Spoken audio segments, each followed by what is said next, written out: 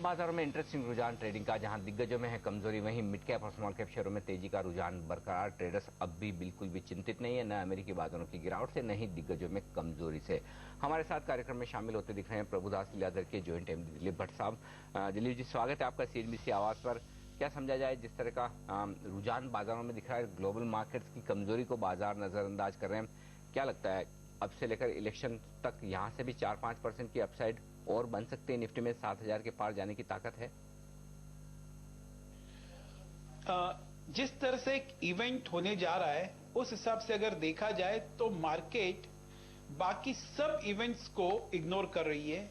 जैसे कल यूएस में कंप्लीट राउट हो गया ऑफ द मार्केट्स और काफी सारे उधर इवन नैस्डैक काफी अच्छी तरह से गिर गई, लेकिन हमारे बाजार में अभी उसका इंपैक्ट नहीं आ रहा है।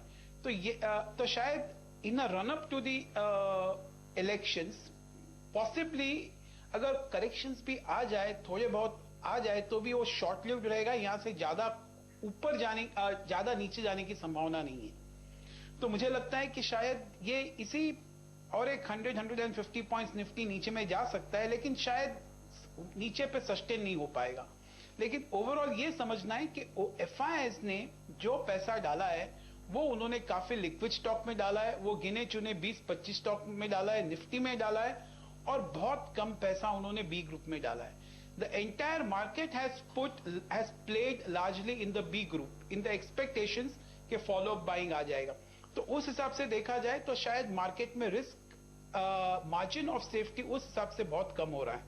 तो शायद थोड़ा बहुत करेक्शन आ जाए तो बी ग्रुप में इतना बहुत मौका नहीं मिलेगा निकलने का।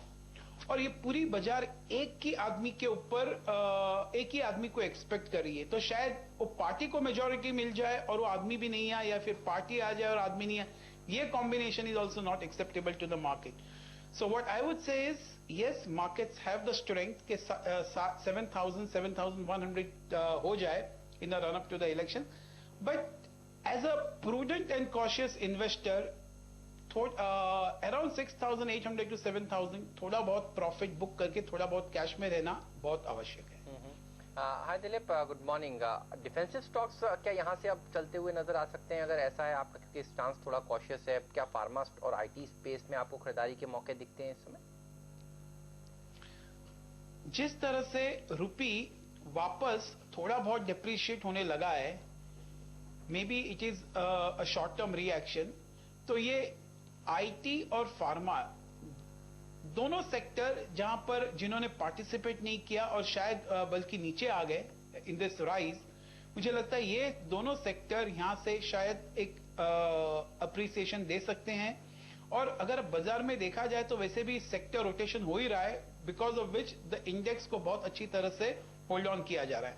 तो ऑफ कोर्स इन्फोसिस के रिजल्ट आ रहे हैं और that will determine the tone, but by and large on a risk return basis ऐसा लग रहा है कि शायद risk return is very limited, risk are limited but returns can be good in Infosys.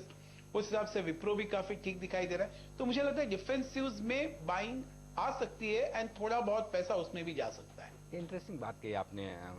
आज आप लगातार हमारे दूसरे एक्सपर्ट है जो ये मान रहे हैं कि अब डिफेंसिव खरीदने का वक्त आता हुआ दिख रहा है। आईटी, फार्मा, एफएमसीजी शायद बेहतर प्रदर्शन करते हुए दिखे, लेकिन कोई एक या दो स्टॉक दिलीप जो आपको पसंद हो, जिनमें इन लेवल्स पर आप इलेक्शन का रिजल्ट कुछ भी रहे लेकिन खरीदारी करने की राय देंगे? जैसे मैंने कहा, इन्फोसिस और विप्रो ये दोनों स्टॉक मेरे रडार में है और मैं जरूर इसमें इन्वेस्टमेंट करूंगा। ये इन्फोसिस में जो इन्वेस्टमेंट आप दिलीप करना चाहते हैं, रिजल्ट्स के पहले ही करेंगे? आई मीन इन्फोसिस के रिजल्ट के पहले या फिर इंतजार करेंगे रिजल्ट का? So, अगर मुझे 100 रुपया इन्वेस्ट करना है तो आज मैं 30-40 रुपया जरूर डालूंगा, और उसके बाद जो कुछ भी प्राइस होता है रिजल्ट के बाद उसमें शायद और थोड़ा बहुत पार्टिसिपेट करूं। उसी तरह से विप्रो भी एक स्टॉक है जहां पर मुझे लगता है कि यहां से रीजनेबली वेरी गुड रिटर्न्स मिलेंगे और जरूर देखना चाहिए फ्रॉम दिस लेवल। और जहां तक फार्मा स्टॉक में है, मुझे लगता है कि ऑरबिंदो फार्मा पे जरूर ध्यान देना चाहिए।